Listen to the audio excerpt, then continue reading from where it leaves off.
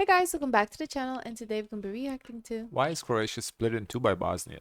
Of the world's most almost landlocked countries, with this tiny bit of Almost. coastline here on the Adriatic Sea. Oh, Interestingly, that's this landlocked. territorial corridor runs right through That's nothing. Croatia, leaving the country split into two parts. Given how odd this is, it raises a pretty obvious question. Why is Croatia split into two by Bosnia? So, as of the early modern period, Croatia was ruled by the kings of Hungary, who, as you'll know, often came into conflict with their neighbours, notably the Ottoman Empire to the south. The Ottomans had been warring with the Hungarians and notably the Venetians for the past several centuries, and one of the outcomes of these wars was that this area, called the Republic of Ragusa, sought Ottoman protection from potential invasion from Venice. And for this, the Republic had a clever solution. To the north, they ceded to the Ottomans the coastal town of Neum and the corridor of territory behind it, and to the south they ceded Sutorina. This way, any invasion or raid would trigger an Ottoman response. This status remained for about a century and a half until Ragusa's existence as an independent nation came to an end as a result of, shockingly, Napoleon Bonaparte.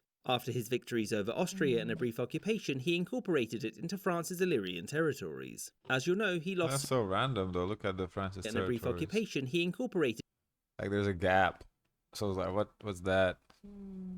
Why is there a gap in their territory?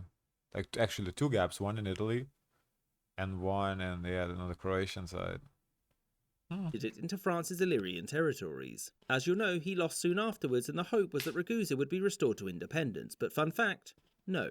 This was because the Austrians decided that actually they were going to keep it, and Ragusa's territories were thus incorporated into the Austrian and later Austro-Hungarian empires. Bosnia next door was occupied by Austria-Hungary in 1878, and so the gaps between its Dalmatian territories were plugged. So, was there any formal attempt to change it? Well, no. This was because it was mostly a formality, and also because Bosnia was still technically Ottoman land under Austrian occupation. When it was annexed 3 decades later, the Austro-Hungarians had no reason to change something so small which had been working for them, because administering Bosnia didn't need much change. As you'll be aware, it wasn't long until World War I, in which Austria-Hungary did not fare well. It lost and was subsequently carved up, with these lands going to the Kingdom of Yugoslavia. And a decade after Yugoslavia's creation, the land corridors which had belonged to Bosnia were rectified. The northern one was now a part of the littoral Banovina, and the southern a part of the Zeta Banovina. This was mostly done along ethnic lines, something which will become important to Yugoslavia shortly. So, given that these territorial oddities were fixed, why does modern Bosnia still own the corridor?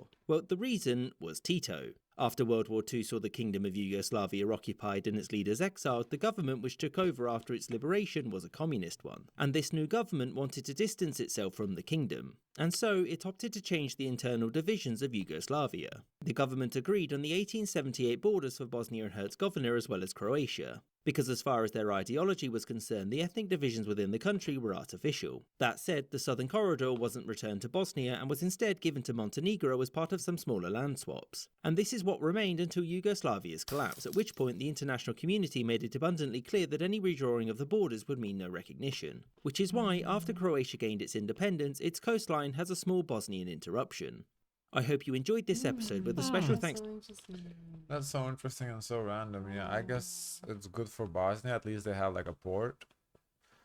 That kind of helps economy. I mean, I hope they have a port. They have access to the sea, so they better have a port there, because otherwise, why you need it? So, I mean, good for them economically, because beach access. beach, you have tourism, and yeah, interesting.